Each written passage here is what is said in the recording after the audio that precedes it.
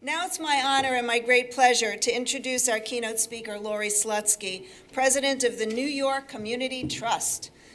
Lorie joined the New York Community Trust in 1977 and has led it as president since 1990. In that role, she's responsible for managing the Trust's nearly 2,500 charitable funds.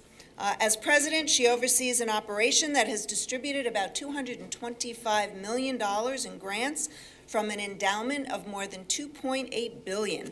Lorie has served on many nonprofit advisory boards, including United Way of New York City, the Nonprofit Coordinating Committee of New York, Hispanics in Philanthropy, and more. Much of this is in the kits. Please join me in welcoming Lorie Slutsky.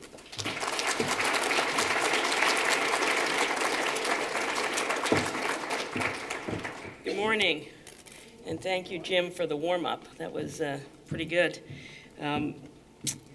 As I was preparing for this event, I was struck by the fact that I addressed this very same Better Business Bureau symposium on the very same day 10 years ago.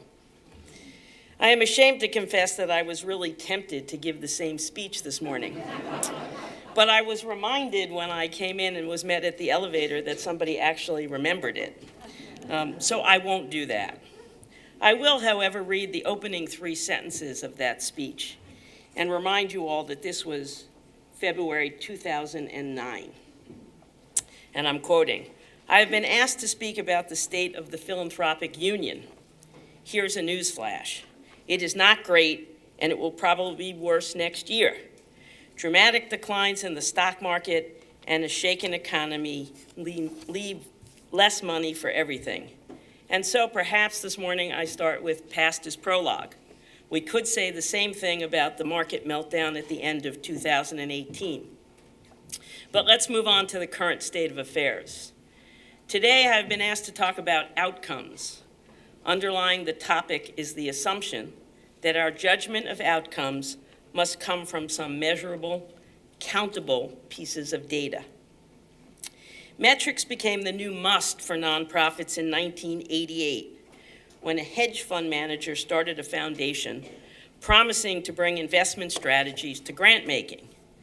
Chief among them was measuring outcomes. The hypothesis was that without data, sophisticated donors would not even consider funding your nonprofit. So, joining the Better Business Bureau, rating agencies sprang up to help individuals, consulting firms added nonprofits to their client lists, and foundations began to demand evidence of effectiveness from their grantees.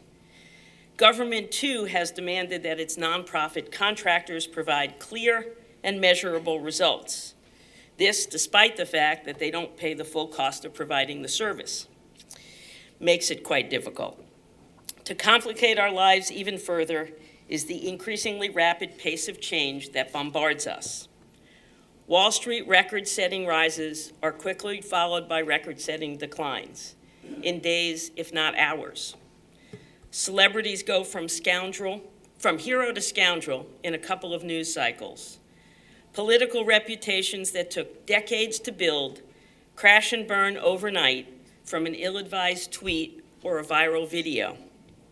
And as Jim has pointed out this morning, our sector is not immune.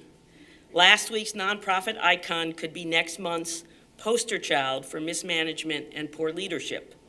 Programs that we really believe in and support can quickly spiral from highly regarded to wasteful and misguided.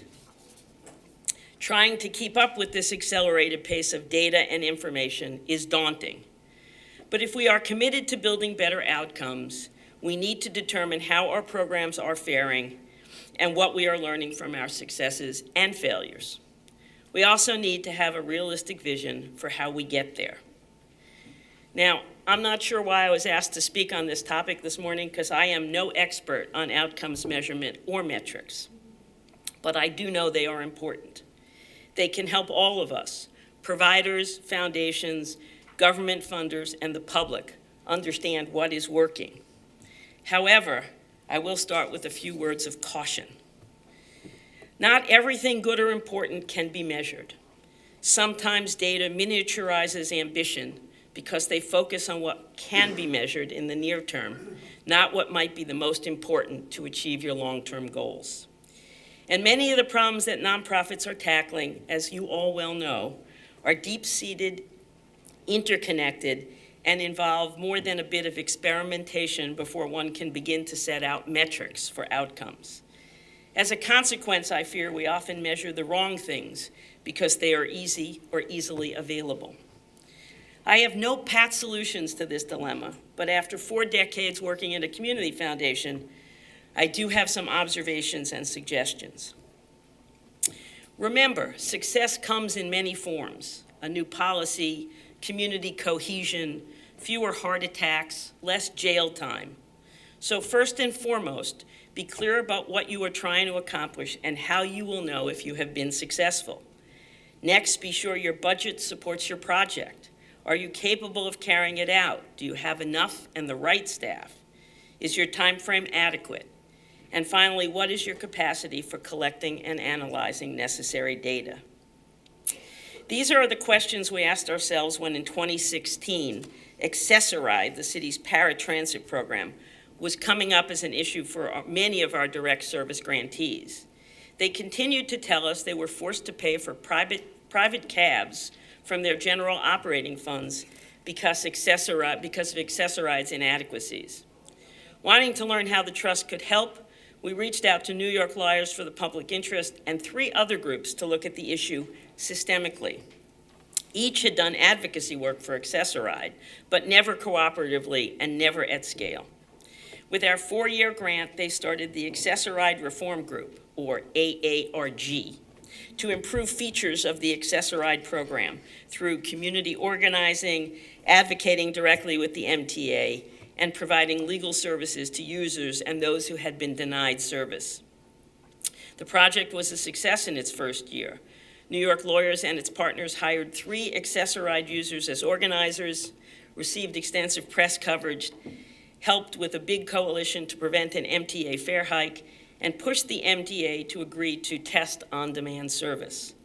The following year, AARG added 11 organizations to its membership and convinced the MTA to launch a pilot project for an on-demand service to replace its 24 advance notice system. 24-hour advance notice is required in Accessoride to get somebody to pick you up. Nearly 1,200 people got rides within a matter of minutes using the city's fleet of wheelchair-accessible vehicles and new GPS technology. AARG administered a survey translated into 5 languages to determine the pilot's efficacy. The results were shared with the MTA, and AARG continues to monitor steps they are taking to resolve the problems. The pilot actually has been extended. We look at this project at the Trust and see success on several measures. Accessoride is now a better, more efficient system and has helped make those who depend on it more productive. It has provided gainful employment for several disabled advocates, and it has begun saving millions of dollars in public spending on a more efficient, better system. And finally, it did the right thing for an often overlooked group of New Yorkers, the disabled. We and our grantee partners had a clear definition of the problem and concrete things that needed to change. In short, a successful effort on behalf of New York's disabled community by New York's nonprofits. We achieved this without counting too many beans, and our measures of success did not miniaturize our ambition. But we also must learn from our failures. In 2010, the Trust created the New York Alliance for Careers in Healthcare to train disadvantaged New Yorkers for jobs that healthcare institutions desperately needed to fill. The Alliance includes the city, a group of workforce funders, healthcare agencies, labor unions, and training groups. One grant we made under this effort was to an organization of skilled nursing home operators to train veterans returning from Iraq and Afghanistan. Seemed like a good idea. A committee of human resource directors hired a job counselor to inform veterans groups about the program and assess the interest as skills needed for the vets. It worked with community college and a Bronx VA to develop a curriculum. Its goal was to place 75 vets as patient care technicians in skilled nursing homes that year. It all seemed that the pieces were in place: buy-in of the relevant stakeholders, an adequate budget, stipends for the participants, and an effective training program. Unfortunately, the effort failed, and failed miserably.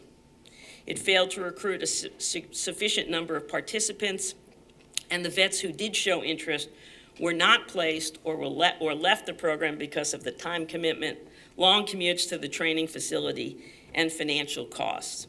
But we learned some lessons, mostly sort of we should have had a V8. Most important, we failed to include veterans organizations in the planning. Misunderstandings about the program and its design, we believe, could have been avoided if vets had been involved and had led the recruiting. It's a lesson we continue to learn and continue to apply in other of our grants. Let me leave you with one final note on measuring outcomes. And this is really important. You will surely have some failures, as we have. Some will be big, others more modest, and some quite inconsequential. But our work in the nonprofit world does not lend itself to hitting the ball out of the park every time. Rather, successes may well be built on singles and doubles consistently over time. Nonprofits and funders must remember that a failed project need not be fatal to an organization that has done good work in the past or has promise for the future. Without that assurance, we will only do what is safe rather than what is needed. We must always be aware of the enduring, formidable problems that have proven so difficult to solve. Racism, nativism, income inequality, a failing public education system, and health care lead a long list of issues that must command our commitment and our money, despite often slow progress and lack of crystal clear metrics. The things that are worth fighting for are the reason for our existence and the fuel that keeps us going. And that, I leave you with, is immeasurable. Thank you.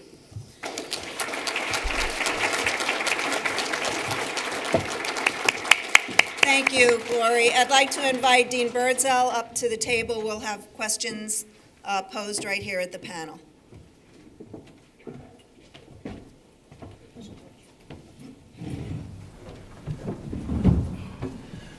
Morning again. Thank you, Lorie, for a bracing presentation and lots to explore.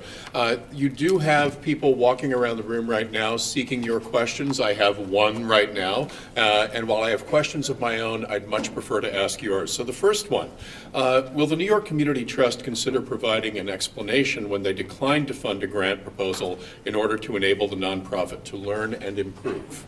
That's a really good question. We do not, as a formal matter, send out a decline letter with reasons for the decline, as many of you probably know. We have had many organizations that have applied call, and the vice president for grants will often give the explanation. So let me explain the decline process and how we do it. And then we are trying to figure out whether there's a benefit for all of us and all of you in doing that. If you submit a proposal, it will get reviewed by a program officer. Someone will take a look at it, read it.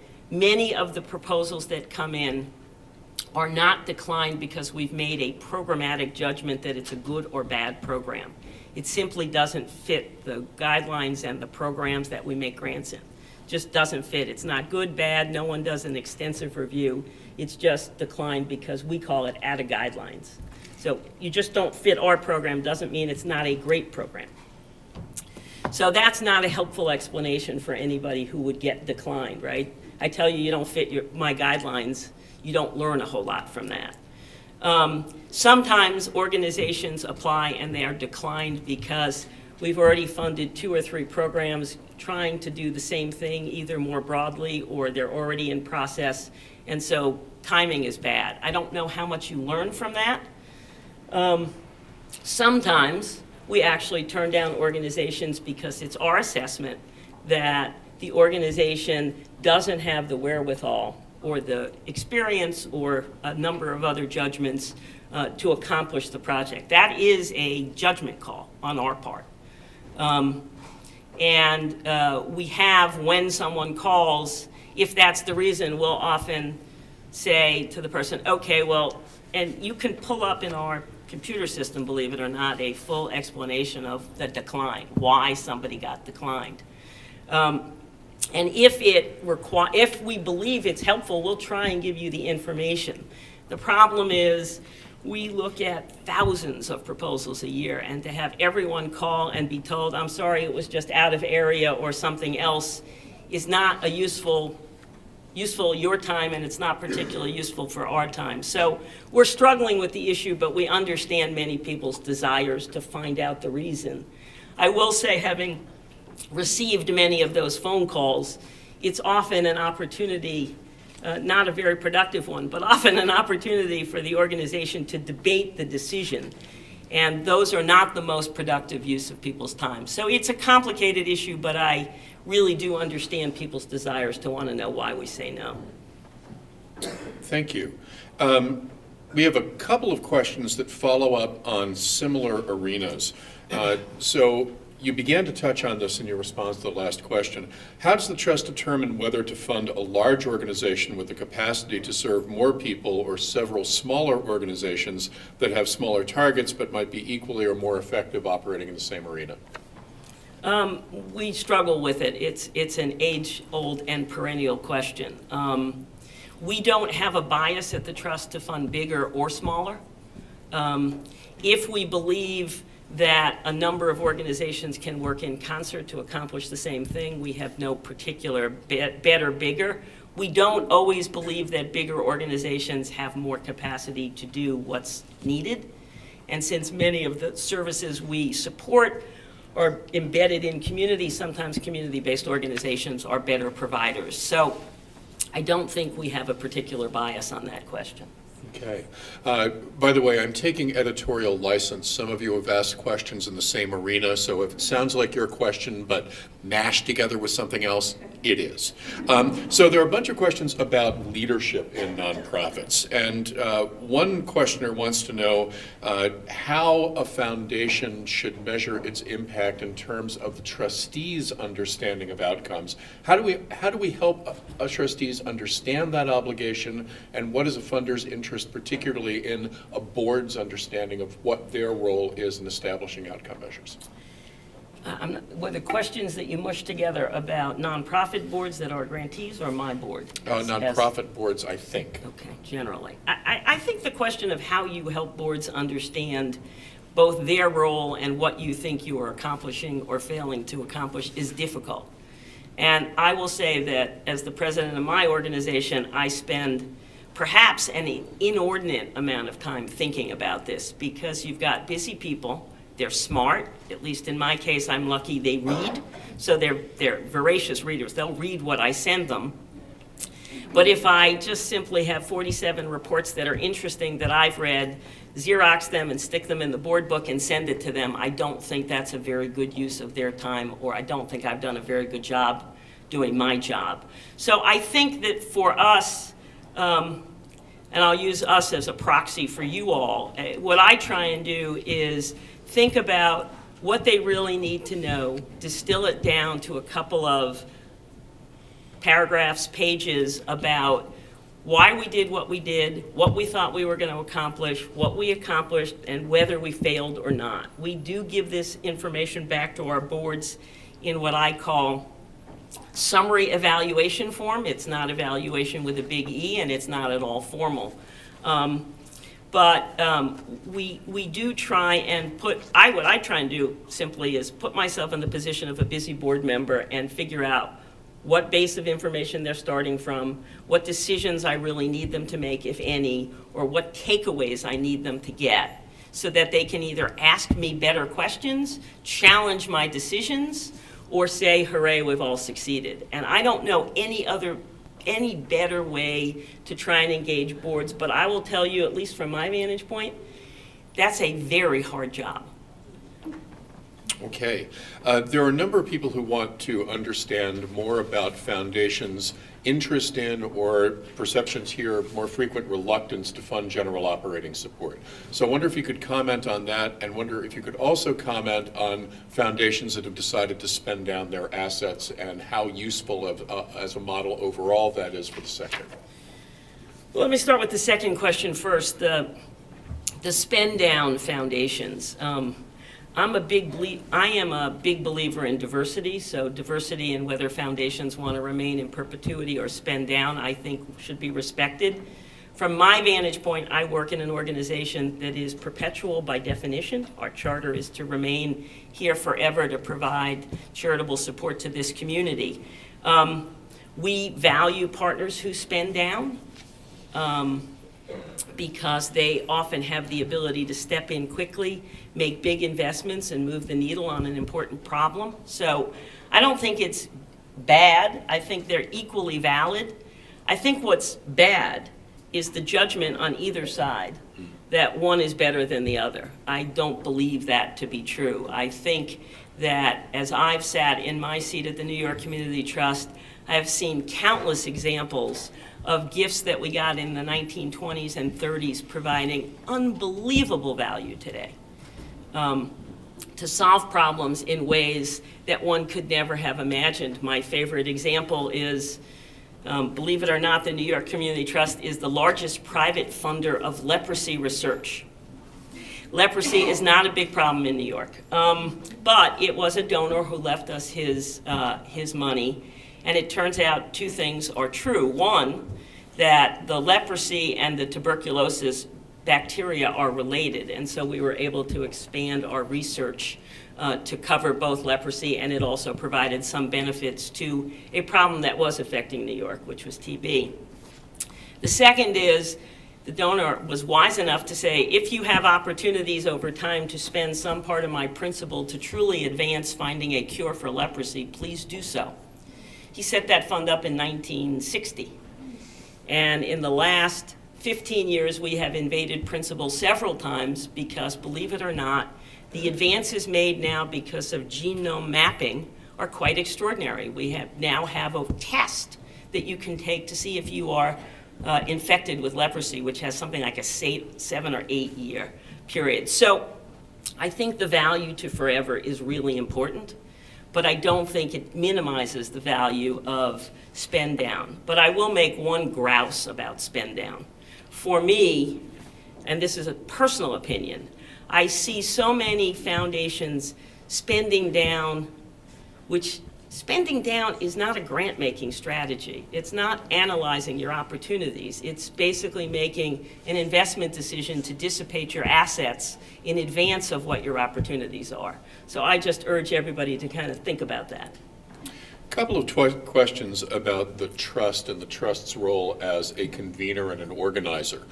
One questioner wants to know if the trust has any notion of how organizations can come together, both foundations and operating organizations, to address government's consistent unwillingness to spend 100% of what's required to deliver services, and how does the trust understand its role in organizing the sector generally for greater influence as a sector? Okay, so as to the issue of insufficient, that the government contracts don't cover all of it, we have supported the Human Services Council and others to work on that issue. We believe it's an important issue. The trust, the New York Community Trust, has made the 501H election on our 990, which means that we have told the government as we report that we will fund lobbying. Many of our grants are for advocacy and some are for lobbying. We believe that's an important arrow in our quiver to kind of get at some of these issues.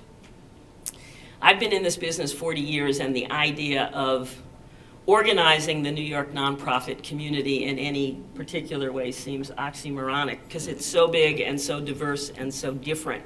But we do try at the Trust in the areas where we have big investments to bring our grantees together, to try and learn from their experience and have them learn from each other's experience.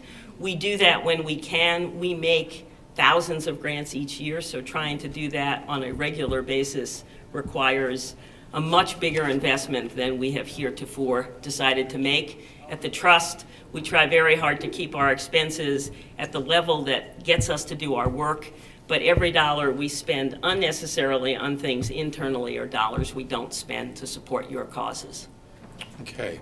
There are a couple of questions about capacity in organizations, extending on the question of operating support. One is some frustration about newly established organizations and their ability to demonstrate to funders and others that they have capacity. How do you begin that chicken and egg question of establishing your credibility to actually provide throughput? Let me start there and add a couple more later. Okay, so I think that's a hard issue, and I want to be clear. My answers are as to the process we follow at the New York Community Trust. I wouldn't presume to answer these questions for every foundation in New York because we're all different. So at the New York Community Trust, we believe that one of our important functions is to leave the door open to new ideas, new problems, and new organizations. And we actually measure that each year in our grant making. We try and take a look at how many organizations got in the door and got grants who we had never heard of before, never funded before. And so the board asks us, are we allowing new voices in? Small organizations, I mean, there are, how many, 40,000 nonprofits in New York City? And it is very hard to have the capacity to review proposals from each and every one of them. In fact, we don't, and we have a pretty deep bench of staff. So I think what we try and do at the Trust is we try and look at every proposal that comes in and at least take a look at it so it's not dismissed out of hand. If an organization has a good idea and has identified a problem and just seems small, that won't prevent us from funding it. But if we honestly believe that it's a tiny organization, it's got one staff person, it comes in, it proposes a $400,000 budget to hire up a staff and run a program, we're going to have some real questions about how quickly you can actually meet that test. And often what we'll do is talk to organizations about that, try and give them one of the many forms of technical assistance we pay for and support throughout the year to help nonprofits kind of get to a place where they need to be. So that's how I would answer that question. For us, other than, I think, in the arts, the arts is the only place we actually have a operating budget cutoff of less than $250,000. All the others will take smaller organizations on the basis of their proposals. Great, thank you. A number of people are interested in donor-advised funds, and the questions fall into two categories. One, what do you think about the emergence, the increasing prominence of DAFs in the nonprofit and funding environments generally? And also, how does an organization attract the attention of donor-advised funds?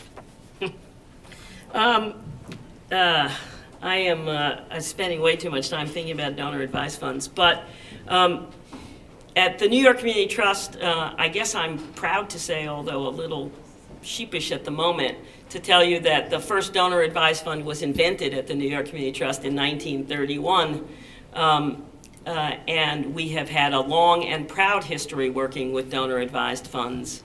I think there have been some abuses of donor-advised funds, honest abuses. I think many of them were taken care of in several of the previous tax reform acts. Probably the 2006 Pension Protection Act paid the most attention to what were clear and obvious abuses. I set up a donor-advised fund.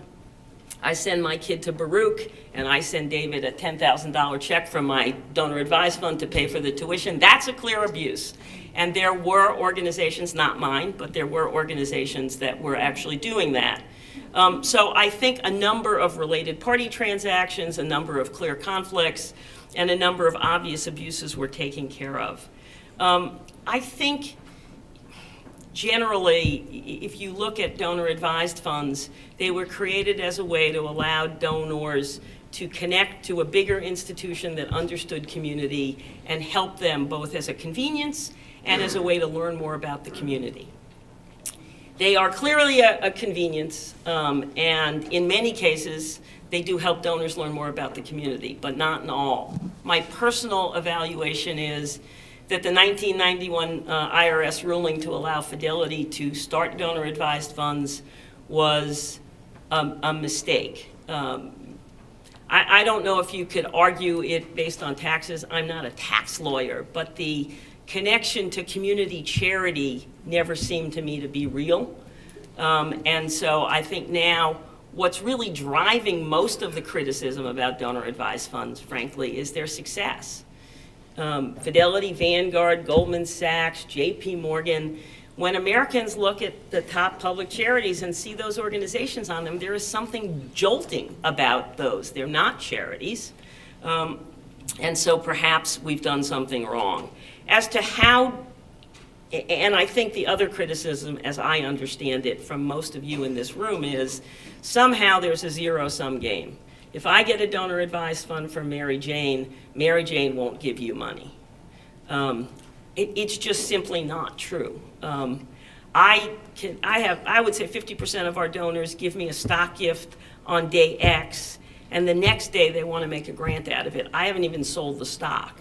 So I can't say that our donors give about 15% a year, and while there are some who give more slowly, there are many who give more quickly, and they come in two forms.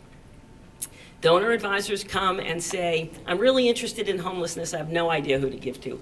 Give me the names of things. We send them our grants newsletter, we invite them to speak to you at our donor briefings, we send them our annual reports, and we're happy to help them. Other donors come and they already know you. They're already using me as a convenience to get to you. They're not, I gave to the New York Community Trust Donor Advised Fund, therefore I'm not giving any charity for the next 10 years. I actually haven't met any of those donors. A representative of a nonprofit that is entirely volunteer-run wonders what the profile of a volunteer-run organization looks like to the trust, particularly vis-a-vis grant requests. I actually can't answer that question. I don't know. I don't know if we've had any of those applications, but if we have, they're just not top of mind for me, so. You've touched on this in a couple of your answers, but metrics that the trust likes to apply. One person would like to know what the very best outcome measures you've seen. Now, recognizing that that varies from project to project, but is there anything that ever jumped out at you and said, wow, that's a great way to measure impact in this arena?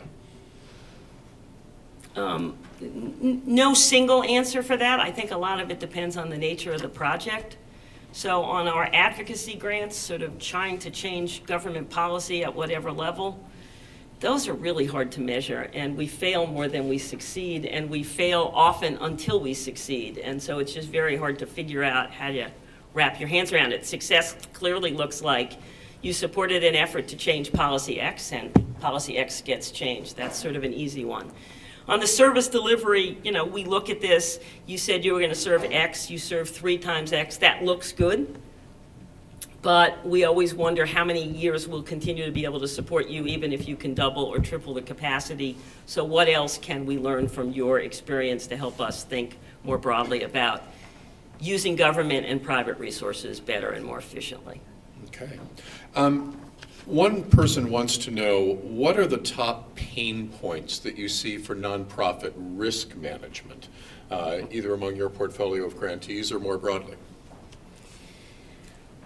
I think risk management is pain points all along the way. I think it's critical to do. I didn't mean to say that to diminish its importance. I think you have to do risk management every day. I think you have to look at your processes every day. I meant what I said in my comments this morning. You can go from the poster child for best to the poster child for worst in a matter of no time simply because something happened that you weren't aware of. So I think we at the Trust have a practice we use which the board finds helpful, and that is each year we actually do a formal written risk assessment. We lay out the 3 or 4 big areas of risk we see. Some is to reputation, some is to implementation, some is to regulation, tax issues. And then we go through it each year in some detail. It's about 9 or 10 pages. And we assess for the board what we think the level of risk is and what we think we've done to either have a higher or lower level of risk. We try and note where we carry insurance to cover those risks if we miss something. And it's a great discussion point for the board, I will say that, because it collapses a whole lot of disparate information in one way. We used one of the accounting journal's methods of laying it out, but I'd be happy to share the outline with anybody who'd like it. Thanks. We have two questions left. One emerges from a comment you made during your remarks.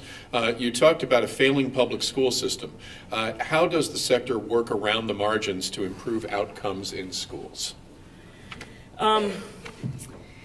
I guess my answer to this may shock you, but I don't know that we can work at the margins anymore. I think the system, and we've spent years, I started my career at the New York Community Trust making grants in the public education system. And I knew just about enough not to do too much damage, but I also didn't succeed wildly. And I believe that there are lots of important programs that you all run that we support that help provide additional tutoring, additional educational expenses. We're running a lot of programs for ESL, special needs students, because they're quite marginalized in the system. But I fundamentally believe that you've got to sort of get in, work with the system, and figure out a way to get enough broad reach across enough schools that there'll be some lasting impact and some hope that the Board of Ed will agree with you that it's worthwhile. Otherwise, I think it's 1,000 points of beautiful light, but they never connect. The last question has to do with reflecting back on your practices as a grantor. Grantadvisor.org now allows grantees to rate their funders. How can feedback from the provider community lead grantors forward, and how can we better integrate recipients into decision-making about the distribution of resources? Well, that's not a new question. I think feedback from grantees is always important. We have 3 times participated in the Center for Effective Philanthropy's Grantee Perception Survey, and I would say every time we have done it, we have learned something, something about our practice that we could change, something about the way you perceive us in terms of the attention you get or the feedback you get, and we've tried very hard to be responsive to those. And happily, each time we go through that process, we get better ratings, and we've improved, I believe, our practice in a number of ways. And the most recent survey suggests that many of you who get grants from the New York Community Trust have seen those changes and appreciated them. Of course, I'm going to raise the $64,000 question, which is, that's only a survey of perceptions of people who get grants, not people who don't. And so I am sure there are many people who don't get grants from the New York Community Trust who have lots of opinions about what we can and should do better. And, you know, I welcome them, but I caution you that I've got lots of individual charitable funds with donors who have set fairly clear direction about some of the things we can do.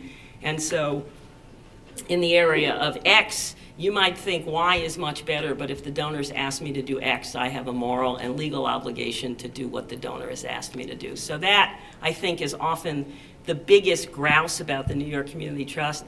I don't understand what you fund. Why, if I know Sean, do I have to deal with Pat Swan? I know Sean. We're broken up by program areas. We're broken up by funding categories.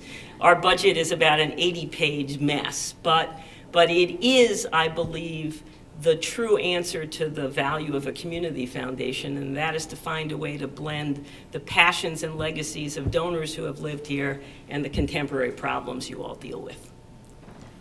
Please join me in thanking Lorie Slutsky for her insights today. I appreciate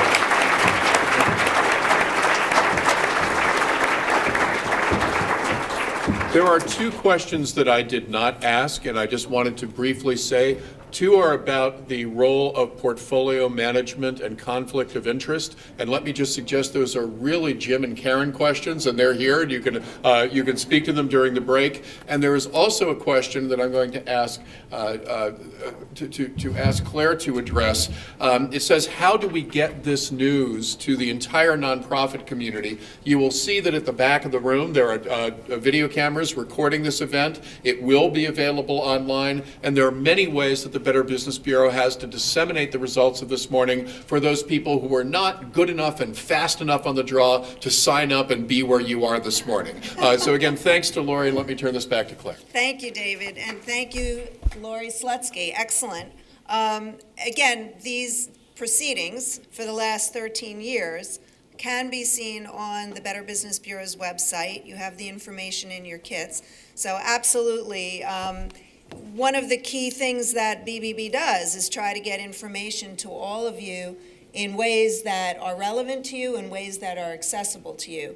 Anyone who ever has a question about anything dealing with the charity community can always come to us. We have a website.